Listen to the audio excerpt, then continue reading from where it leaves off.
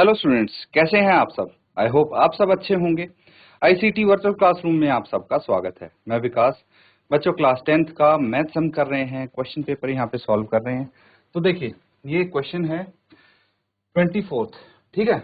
इसमें ऑप्शन है आपके पास। ये वाला तो हम कर चुके हैं हल, है ना। तो अब इसका दूसरा पार्ट है ना, ऑप्शन वाला पार्ट, इसको भी हम यहाँ पे करेंगे सॉल्व। तो नोट कर लीजिए, सबसे पहले क्या बोला है, 150 सेंटीमीटर लंबाई वाला एक लड़का बल्ब लगे एक खंबे के आधार से 1.2 मीटर की चाल से चल रहा है।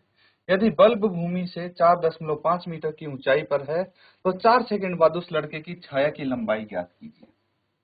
ठीक है, तो ये कुछ इस प्रकार से है क्वेश्चन कि एक लड़का है जिसकी ऊंचाई है 150 सेंटीमीटर और ये जो बिजली का खंबा है उससे दूर जा रहा है। ठीक है, अब क्या बोला है, at a speed of 1.2 metre per second, 1.2 metre एक सेकेंड में वो दूरी कवर करता है और खंबे से दूर जा रहा है। अगर लैंप है, मतलब ये खंबा है, इसकी जो ऊंचाई है वो 4.5 मीटर है। जो लैंप है वो 4.5 मीटर ऊपर लगा है ग्राउंड से। तो आपको क्या बताना है, लंबाई बतानी है उसकी छाया की, शेडो की, आफ्टर 4 सेकेंड, 4 सेकेंड बाद उसकी छाया की लंबाई क्या होगी। चलिए इसको नोट कर लेंगे, फिर सॉल्व करते हैं।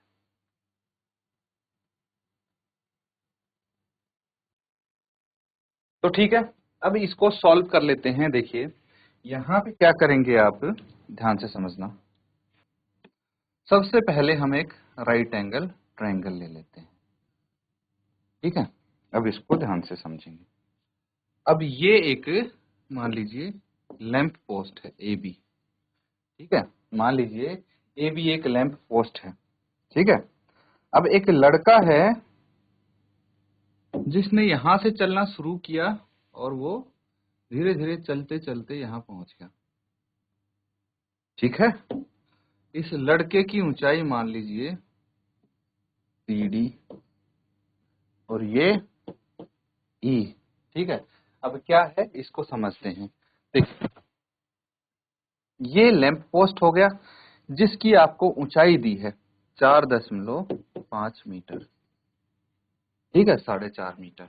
और क्या दिया है, और दिया है बच्चों लड़के की हाइट 150 सेंटीमीटर, ठीक है। और क्या दिया है, और दिया है वो यहां से यहां तक की दूरी जो कवर करता है वो करता है 1.2 मीटर पर सेकंड की स्पीड से। ये स्पीड दी है उसकी रफ्तार, ठीक है। और क्या दिया है, चलिए देख लेते हैं। और क्या दिया है,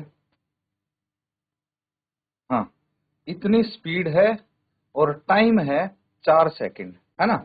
4 सेकंड के बाद वो कहां पहुंचेगा ये देखिए सबसे पहले। और कुछ तो नहीं मिस हो रहा है हमसे, हाइट है ये लिख ली हमने, 1.2 मीटर की स्पीड है, लैंप की ऊंचाई 4.5 है, बहुत अच्छे। तो यहाँ पे देखिए ये स्पीड है और टाइम, टाइम यहां से यहां जाने में उसको टाइम लगता है 4 सेकंड, ठीक है। और यहां जब पहुंच जाएगा लड़का, तो समझिए ध्यान से, जब लड़का यहां पहुंच जाएगा, लाइट यहां से आ रही है ऐसे लड़के पे पड़ रही है ना, तो उसकी छाया बनेगी यहां तक। ये जो है ये उसकी शेडो होगी। इसको एक्स मीटर मान लेते हैं। क्या मान लेते हैं, एक्स मीटर मान लेते हैं। अब हमें इस एक्स की वैल्यू निकालनी है, ठीक है। इतना समझ पा रहे हैं। तो चलिए इसको सॉल्व करेंगे वन बाय वन। तो सबसे पहले आप एक काम करिए, let the length of the shadow of the boy. Boy की शेडो की लेंथ मान लीजिए यहाँ पे क्या है, सी, जो कि एक्स मीटर है। ये तो कर सकते हैं हम। और क्या क्या है उसको हम यहाँ पे समझने की कोशिश करते हैं। Height, height of the lamp from देखिए जो गिवन है, जो हमने लेट करना, वो तसल्ली से लिखो, अच्छे से लिखो, ताकि क्वेश्चन के आपको बेसिक्स क्लियर हो जाएं। तो यहां पे बोला है height of the lamp from the ground, ground से लैंप की हाइट कितनी है ये देख लीजिए। ये हो जाएगी बच्चों 4.5 मीटर। ठीक है, अब है क्या है, इसको ए बी बोल सकते हैं, है ना। फिर है height of the boy, boy की हाइट क्या है सी डी, ये है 150 सेंटीमीटर, यानी 150 बटे 100 मीटर। ठीक है, और इसको भी अगर फर्दर सिंप्लीफाई करोगे तो 3/2 मीटर ये आ जाएगा। ठीक है, यहाँ पे लिख सकते हैं, ये यहां तक ये हो जाएगा। अब क्या करना है, ये चीज तो हो गई। अब यहां से हमें डिस्टेंस निकालना है बीसी। ठीक है, तो क्या बोला गया है, एक बार फिर से हम क्वेश्चन की तरफ बढ़ते हैं। और इसने बोला है कि अ बॉय जिसकी हाइट इतनी है is walking away from the base of the lamp post at speed of 1.2 metre per second, और 4 सेकेंड तक वो चलता है। तो कितनी दूरी तय की, ये हम लिख सकते हैं। आप लिखिए distance covered by the boy at a speed of 1.2 metre per second in 4 second. 4 second में ये बीसी दूरी तय की है। क्या हो जाता है, हमें पता है distance is equal to speed into time होता है, ये तो पता है ना आपको। तो डिस्टेंस हमें निकालना है, यहाँ पे डिस्टेंस निकालना है, क्या हो जाएगा स्पीड इनटू टाइम। स्पीड कितनी है 1.2 metre per second, into time है 4 सेकेंड। तो कितना आ जाएगा 12 चौक 48, 4.8 मीटर दूरी तय की है। तो यहां से यहां जाने में जो उसने दूरी तय की है 4.8 मीटर की है। ठीक है, चलिए नोट कर लीजिए इसको। उसके बाद हम यहाँ पे दो ट्रायंगल्स लेंगे, एक तो triangle A B E and दूसरा ट्रायंगल लेंगे डी सी ई। ठीक है, और इनको सिमिलर प्रूव कर देंगे। सिमिलर प्रूव करके रेशियो की हेल्प से हम इसको आंसर को निकाल सकते हैं। ठीक है, चलिए नोट करिए, फिर इसको आगे करते हैं सॉल्व।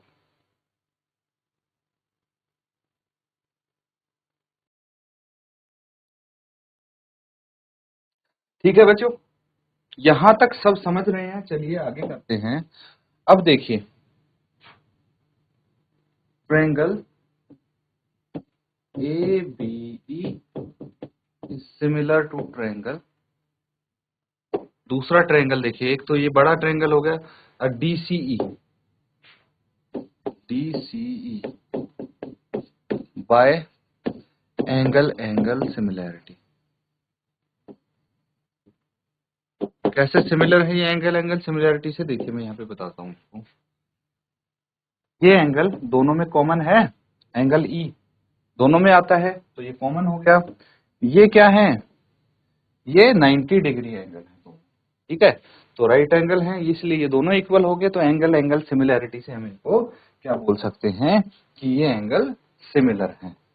अब एक चीज और हमें चाहिए, अगर ये बड़ा ट्रायंगल है तो इसमें बीई, बीई निकाल लेंगे हम। बीई इज इक्वल टू क्या होता है बी डी, ये बी सी क्या है, हाँ बी सी प्लस सीई, ये लिख सकते हैं हम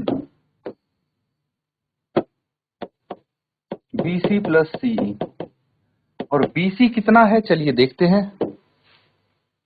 बी सी है 4.8 मीटर एंड सीई है एक्स, तो ये हो जाएगा 4.8 प्लस एक्स मीटर, है ना, ये आ जाएगा।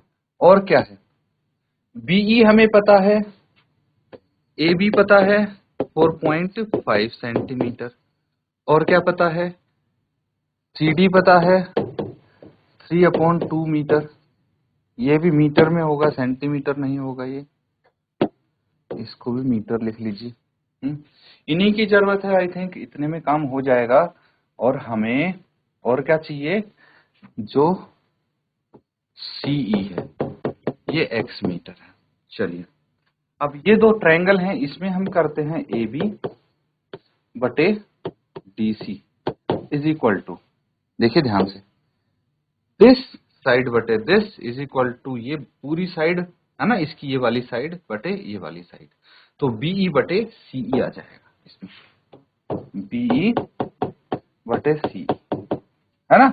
ये रेशियो तो लिख सकते हैं इक्वल। चलिए अब इसमें ए बी की वैल्यू लिखेंगे 4.5 मीटर है, बटे डीसी की वैल्यू कितनी है, डीसी की वैल्यू है या सीडी की value 3/2 is equal to BE कितना है, बीई है 4.8 प्लस एक्स मीटर, ठीक है, अपॉन ये कितना होगा एक्स होगा। तो बस इसको हम सॉल्व कर लेंगे, मीटर में आपका आंसर आ जाएगा। एक्स की वैल्यू चाहिए हमें, तो एक्स की वैल्यू कैसे आएगी, इसको हम फर्दर सॉल्व कर लेते हैं। ये आ जाएगा 4.5 इंटू 2/3 इज इक्वल टू, और एक्स को भी यहीं लेके आ जाते हैं इसी तरफ, है ना, into x equals to 4.8 plus x, इसको भी नहीं तो यहाँ कट जाएगा, कैंसिल आउट हो जाएगा 3 से, तो है ना, 15 3 जा 45, तो ये आ जाता है 15 इंटू 2 30, तो 3.0 x is equal to 4.8 plus x, ठीक है। एक्स को आप लेफ्ट हैंड साइड लेके आ जाइए, तो 3x minus x is equal to 4.8, तो 2x is equal to 4.8, x कितना आ जाएगा 4.8/2, कैंसिल आउट करेंगे 2.4 आ जाएगा, तो x is equal to 2.4 metre, ठीक है। तो इसको आप लिख लेंगे therefore shadow of boy is 2.4 metre long, ठीक है, नोट कर लेंगे इसको। ये आपका आंसर हो गया। कुछ डाउट है बच्चों तो आप पूछ सकते हैं।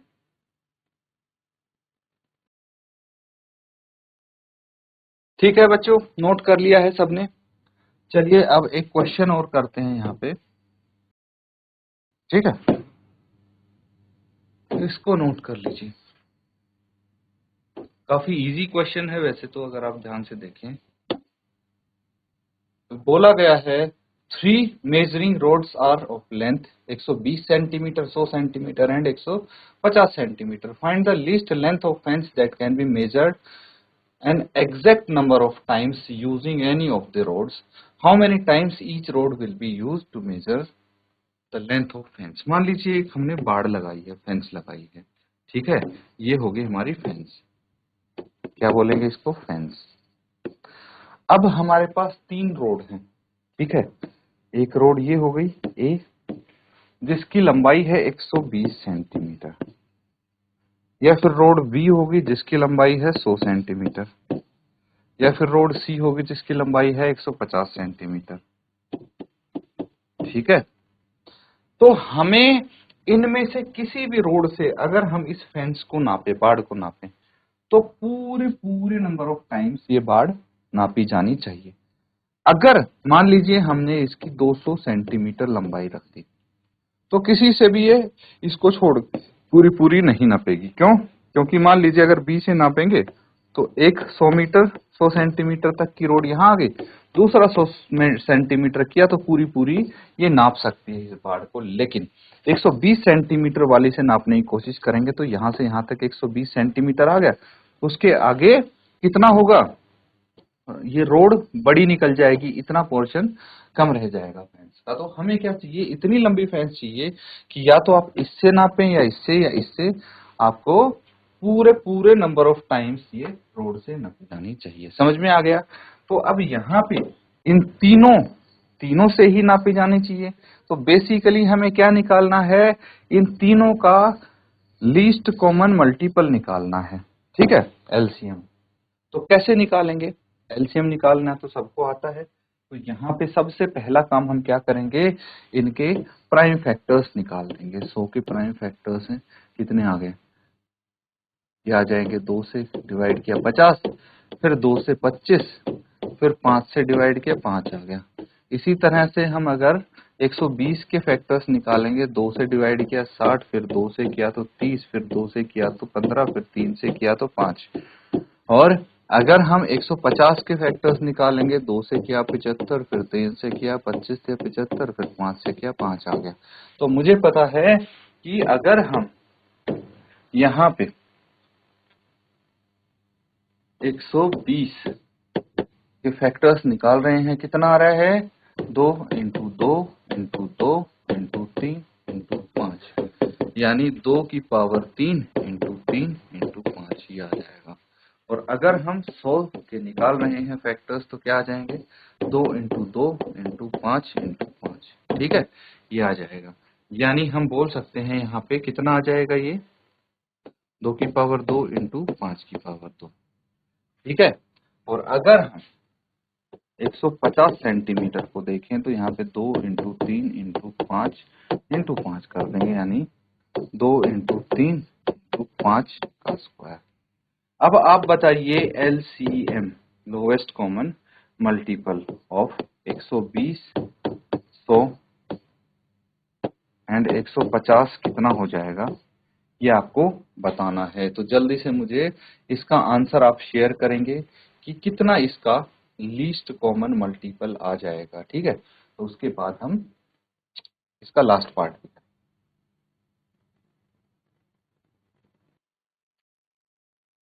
ठीक है बच्चों, तो आंसर आ गया सबका। यहाँ पे एलसीएम कैसे निकालेंगे, देखिए जो सब में कॉमन है उसमें देखेंगे हाईएस्ट पावर, जैसे 2 इसमें भी है, इसमें भी, इसके भी फैक्टर है, तो 2 की हाईएस्ट पावर 3 है, तो हम 2 की हाईएस्ट पावर 3 यहाँ पे कंसीडर कर लेंगे।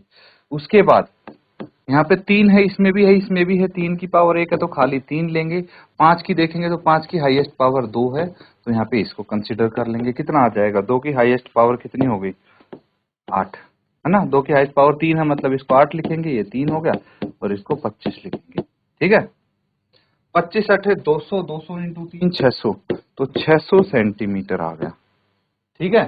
तो आप लिख सकते हैं, क्या बोला है, find the least length of fence, तो आप लिखेंगे therefore least length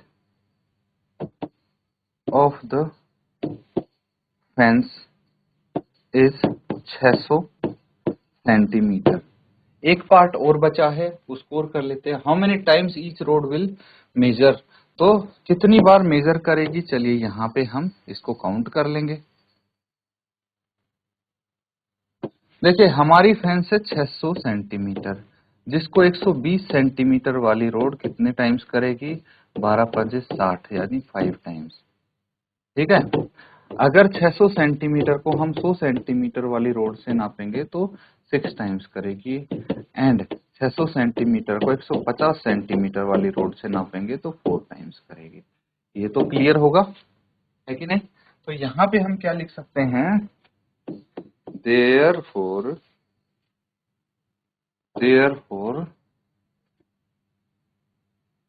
each road will be used सबसे पहली है 5 टाइम्स, फिर 6 and 4 times respectively to measure the fence। ये आपका पूरा आंसर हो गया। नोट कर लेंगे बच्चों इसको, अगर कुछ डाउट आपको लगता है आप पूछ सकते हैं।